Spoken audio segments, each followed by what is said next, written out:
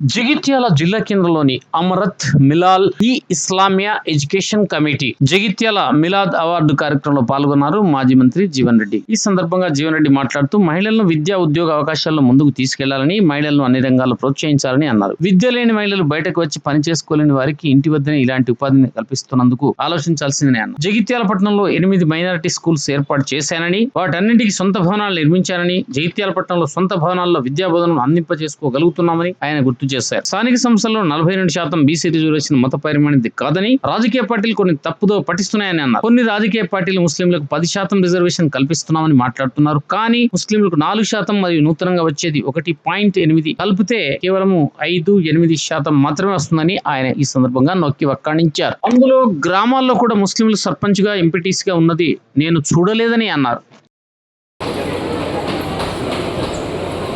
और दोनों एमएलसी के तहत वो एक साथ भी काम कर चुके हैं, तहनीत पेश कर रहे हैं।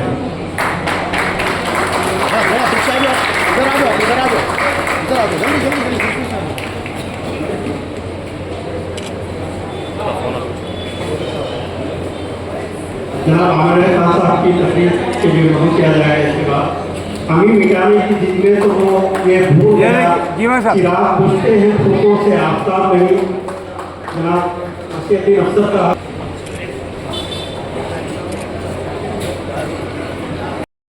और मैं अपनी बात शुरू करने से पहले इस बात का भी ऐलान कर दूं कि यहाँ पर जितने भी नीट के एस्पिरेंट इस साल के बैठे हुए हैं, क्योंकि अभी हमारी काउंसिलिंग शुरू नहीं हुई है, हमारा तेलंगाना का मामला सुप्रीम कोर्ट में अटका हुआ है और इसका फाइनल जजमेंट जो है ना कल इंशाल्लाह सुप्रीम कोर्ट देने वाला है। तो इसके बाद ही हमारी काउंसिलिंग का प्रोसेस शुरू होगा।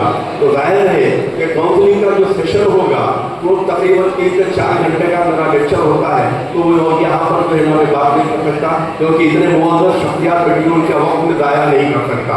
तो इस एतबार से जो भी यहाँ पर एस्पिरेंट्स हैं या उनके पेरेंट्स हैं जो नीट के बारे में इस साल या आने वाले साल जो है नीट का प्रोसेस और प्रोसीजर जानना चाहते हैं। Very good morning to everyone. Rabbi is me, and I say, my Lord, increase me in my knowledge. Surah Taha. Today I am here to speak about the subject, the foundation and education and its importance.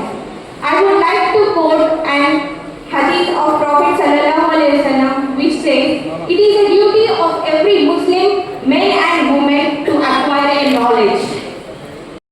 हमारे मुआशरे में एक चीज हमारे जहन में ये बैठी कि हमने कोई शायर से सुना कि जब कोई वकील वकालत पास कर लेता, वकील बन जाता, तो शैतान ये बोलता है कि जब मेरा साहिब औलाद हो।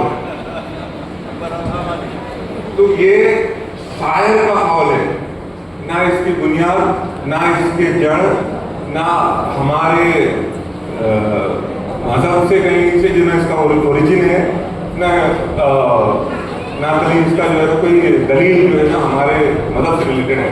और ये मुआशरे में भी जो है ये चीज़ एक मिसअंडरस्टैंडिंग है, ना तो कोई और चीज़ है।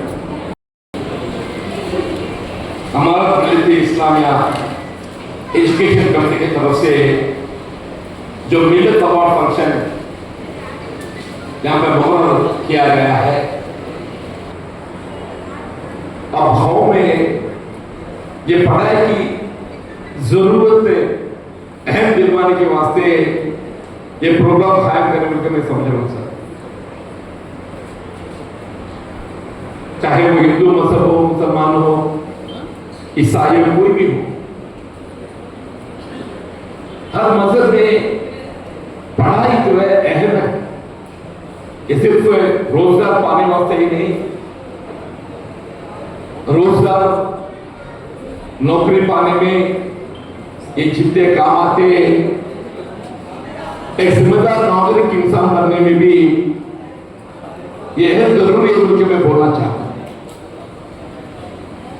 और खासकर मेरी सियासत तकरीबन 40 साल गुजर गए सर। मैं 81 में सियासत में आया हूं, 21। अभी 2025 चल रहे,